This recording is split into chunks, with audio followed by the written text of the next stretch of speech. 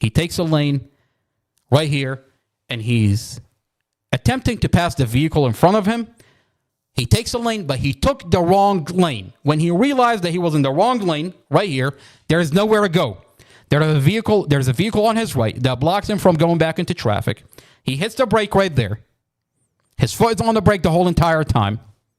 And there's brake failure. We just watched a body cam where the police inspect Mostafa's vehicle and then finds out there's brake failure. The vehicle doesn't stop. It ends up in oncoming traffic. What did Mostafa do when he ends up in oncoming traffic? He avoids that vehicle. You see that vehicle that's coming his way? He avoids that vehicle. He avoids the second vehicle. He avoids the third vehicle. And he makes it all the way to the fourth lane. Now, the dash camera cuts off here. And the question is, where is the rest of the dash camera? Now, one interesting one interesting thing that you can, when you're watching this dash camera, is why does the camera facing inward stop before the camera facing outward? The camera facing inward inside the vehicle cuts off, while the camera facing outward continues rolling. Now, when you count the frames, that's 17 frames missing from the vehicle, from the camera facing inward. What am I talking about? Let's count the seconds together. That's 1, 2, 3 seconds, 4, 5, 6, 7, 8.0. Watch.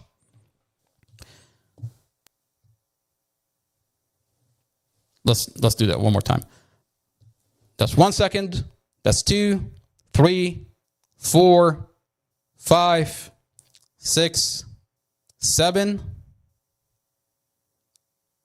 7.5, 7.7, 8.0, and it cuts off right here. While the camera facing outward continues rolling, 8.1, 8.2, 8.3. Now, when you count the frames, that's 17 frames missing from this dash camera. And this prosecutor wants to talk about Mostafa's facial expression. This investigator wants to talk about Mostafa's facial expression. Let's do that one more time.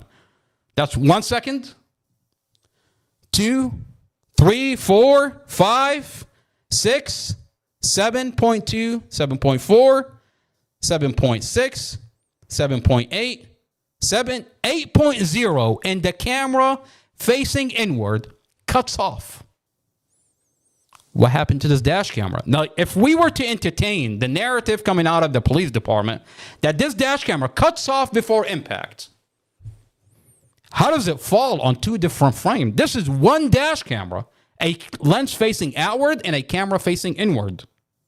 But there are 17 frames missing from the inside of the vehicle, specifically missing from Mostafa's facial expression.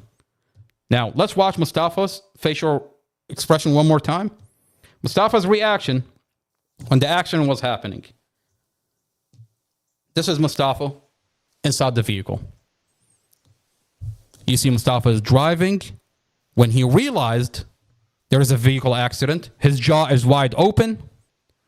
He's sticking his tongue inside his cheeks, reacting to the vehicle accident in panic. But this investigator wants to tell us that Mostafa had no reaction. Let's watch what this investigator is telling us about Mostafa one more time.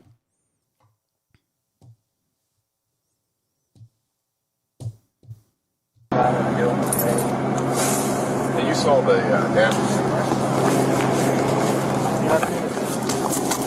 So they're having a disagreement. Apparently, Obviously. you can tell there's tension in the car. But there's 70, 80 videos free. She's going at. But she gets upset. He's lecturing her or talking to her. She gets upset, and then just he's straight face. Just all of a sudden, her steering wheel in the left hand. You see the front of the car too, who's driving, and you see the inside of all the occupants and the little girl in the back. You can tell the seatbelt's behind her, and that big speaker, the black one, is sitting right here above her head. He's driving along straight face.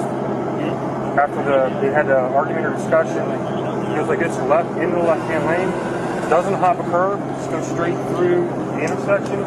In the oncoming traffic, doesn't change his face. She starts screaming and yelling. She's up on the car, screaming, "No, Moses, no!" And then a second before they hit that car. All right, so we watched the last 8 seconds before the camera cuts off. We're watching what this investigator is talking about, and he's flat out lying about the whole entire situation. He says there's an argument inside the vehicle. Mostafa doesn't react. He has stone cold face, doesn't have a reaction, and he drives into oncoming traffic. Now, we watched a police body cams where they inspected the vehicle and found brake failure. We saw that Mostafa is reacting to the vehicle accident. His jaw is wide open. He sticks his tongue inside his cheek. And we're watching this dash camera cut off before impact. We're watching 17 frames missing from inside the vehicle while the outside camera is still rolling.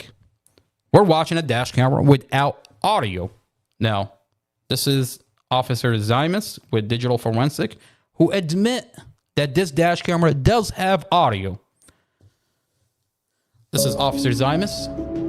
My name is Katie Zamus. I'm a detective in digital forensics on the Prince William County Police Department. Now, this is the document that she put in Mostafa's file. The sound record feature on the device was turned on. This is a Rexon dash camera. It's a very sophisticated dash camera. So you're admitting that the audio was turned on. Showed that the file did have an audio track. So where's the audio?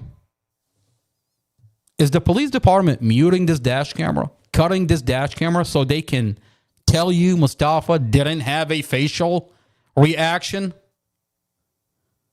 Falsifying his statements inside the car so they can tell you he told us that he was arguing inside the vehicle? And then when you take this to internal affairs, they take the audio of the conversation between the investigator and Mostafa, give it to the same investigator that falsified the police report, and have him conveniently say, I couldn't hear the audio. Well, unfortunately for you, you can delete your body cam in evidence.com, but we have the audio to the conversation. Mostafa brother, Muhammad, at the time, recorded that phone call conversation. Let's listen to the phone call conversation, and you tell me if you can hear the audio, because this investigator can't hear the audio. He says in the police report.